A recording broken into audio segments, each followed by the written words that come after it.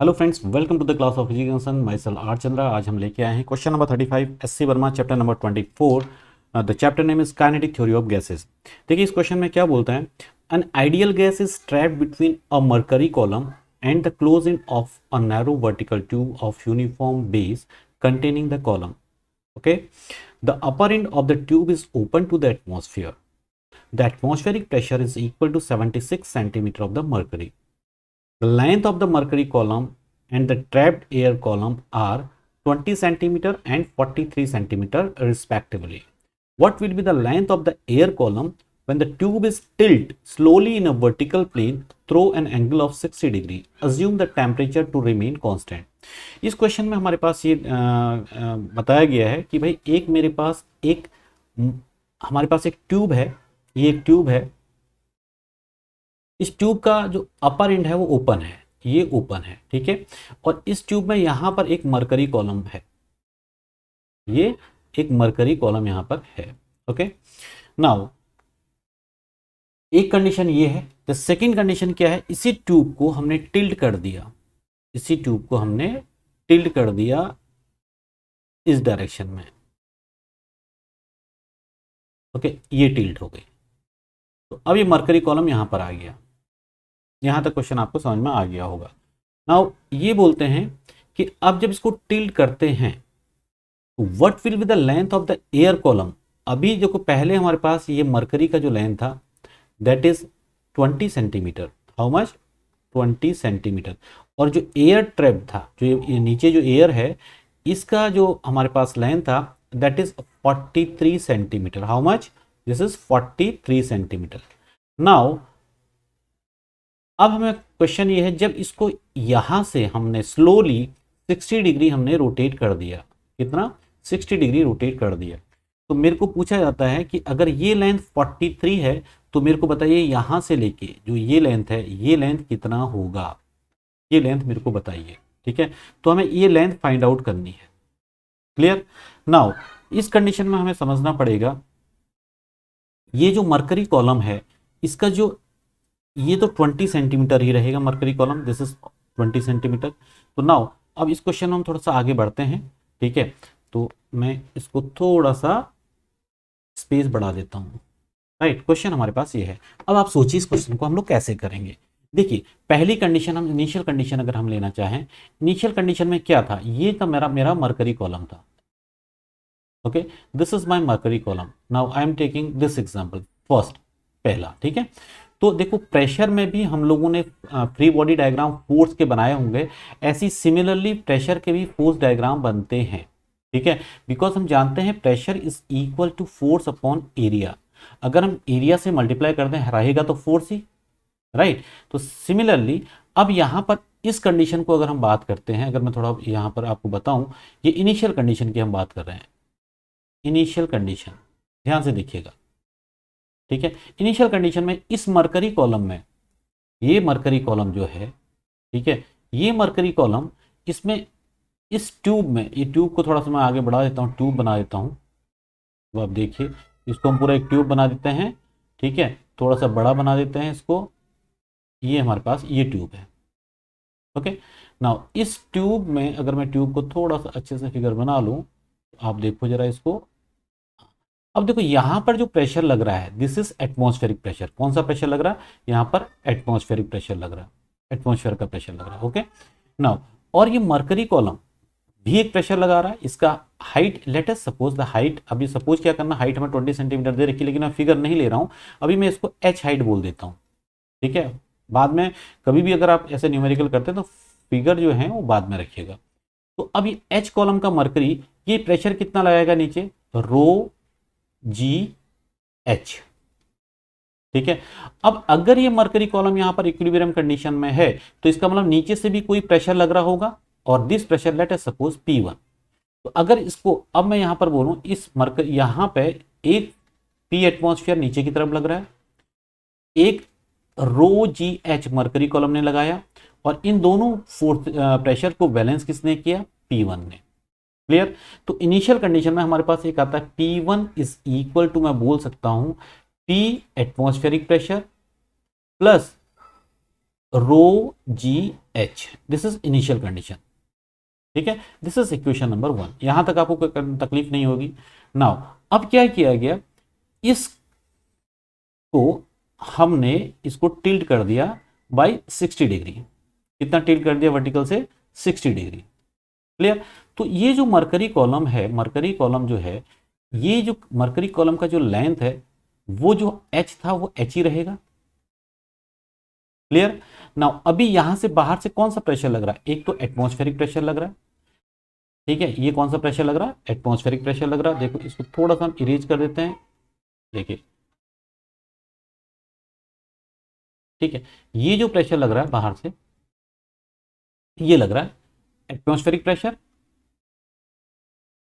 Okay, now अब ये देखिए, अब यहां पे मरकरी कॉलम क्या प्रेशर लगाएगा? देखो यहां से तो ये कॉलम अपना P2 प्रेशर लगा रहा है, ये मान लीजिए। अब मरकरी कॉलम इधर को प्रेशर क्या लगा रहा है? क्या रोजीएस लगा रहा है? क्योंकि इसका हाइट, इसका लेंथ h है मरकरी कॉलम का। तो यहां पर हमको देखना पड़ेगा, अगर मैं इसको सीधे कर दूं तो h का कंपोनेंट, ये एंगल 60 डिग्री है, तो ये एंगल 60 डिग्री है, ये h है, और ये एंगल हमारे पास 60 डिग्री है। तो h का कंपोनेंट इधर कितना हो जाएगा? This is h cos 60। समझ सकते हैं? तो अब मैं बोल सकता हूं कि इस कॉलम को P एटमॉस्फेरिक प्रेशर लग रहा है प्लस h cos 60 लग रहा है। मरकरी कॉलम का जो हाइट है, रो जी एच की जगह h cos 60 कर सकता हूं, और ये P2 इसको बैलेंस कर रहा है।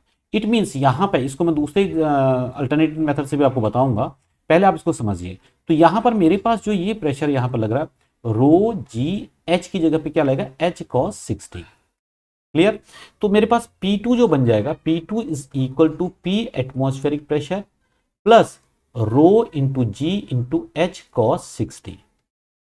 ओके, या इसको थोड़ा सा मैं सॉल्व कर लूं तो P2 इज इक्वल टू आ जाएगा P atmospheric plus rho into g into H by two. Cos 60 value 1/2 होती है, तो h बाई 2 हो गया। This is my equation number 2। ठीक है, क्लियर हो गया? अब इन दो इक्वेशन से मैं अगर वैल्यू पुट करूंगा तो मैं अपना जो मेरे पास लेंथ है वो मैं आराम से निकाल सकता हूं। दिस इज द लेंथ, ये लेंथ मेरे को निकालनी है। अब कैसे करेंगे?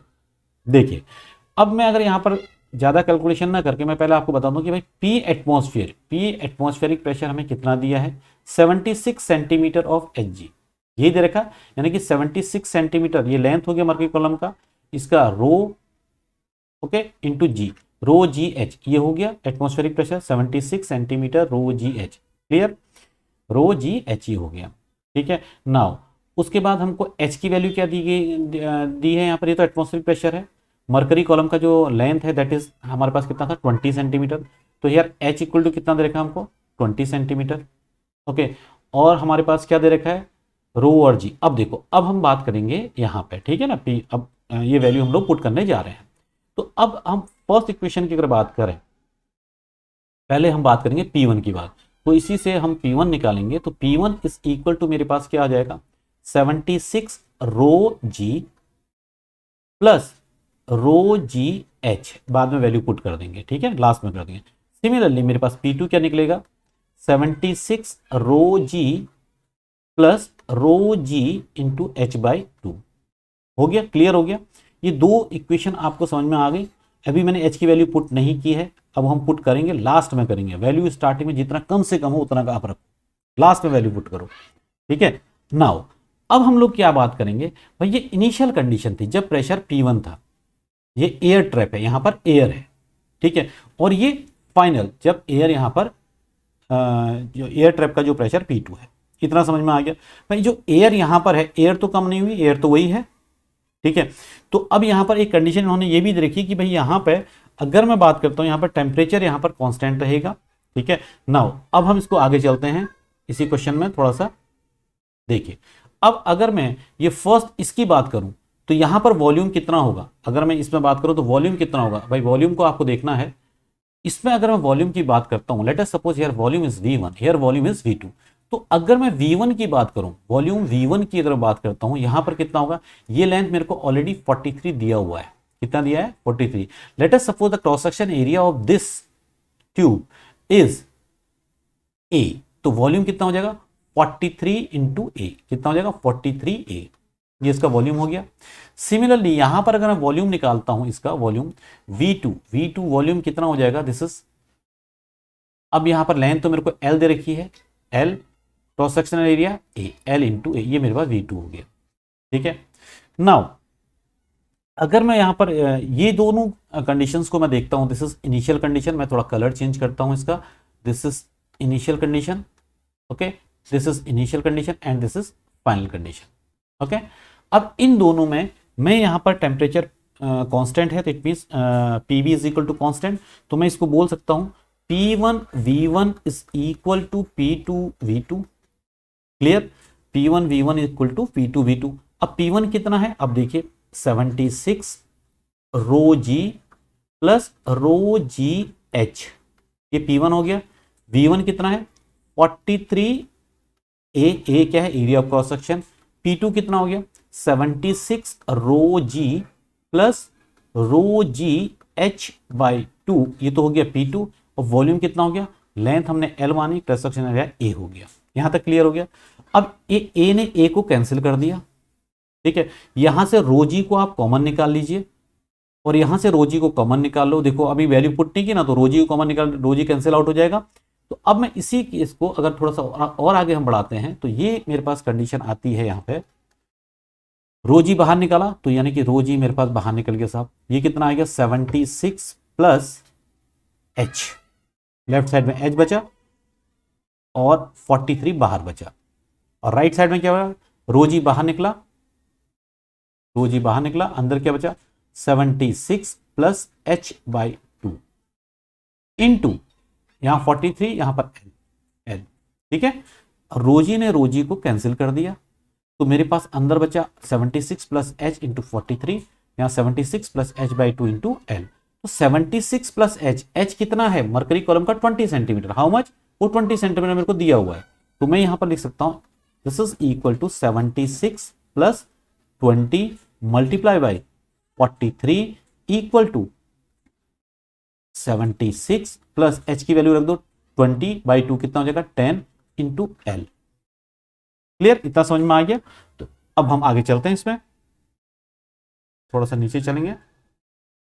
तो अब इसको अगर हम कैलकुलेट करें यहां पे, तो ये मेरे पास कितना हो गया 76 प्लस 20, 7 to 9 96, ये हो गया, this is equal to 96 into 43।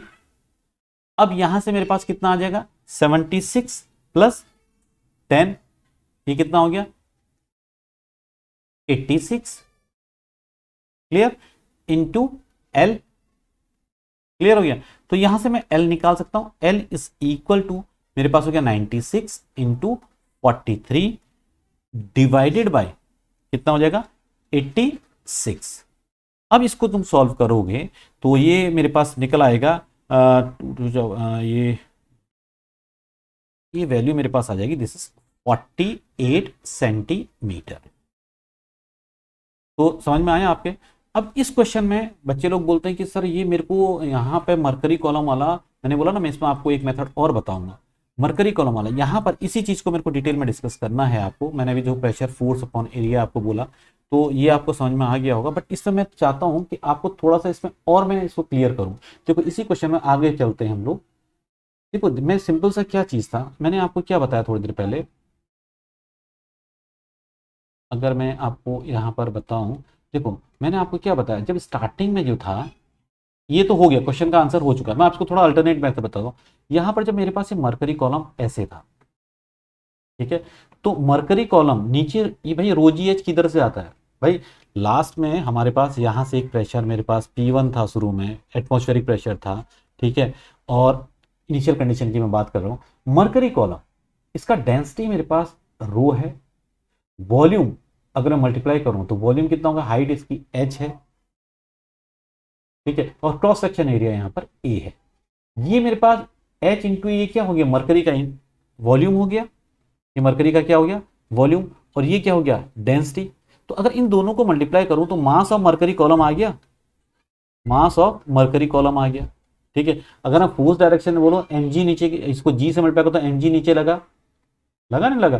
तो अगर मैं इसको बोलूं mg नीचे की तरफ लगा, तो बाद में उसको मैं बात करूं तो फोर्स यहां पर कितना लग गया मेरे पास, mg लगा नीचे को, तो it mean rho into H into A, ये मास हो गया, इंटू जी ये फोर्स लगा, ये क्या लगा मेरे पास, फोर्स लगा।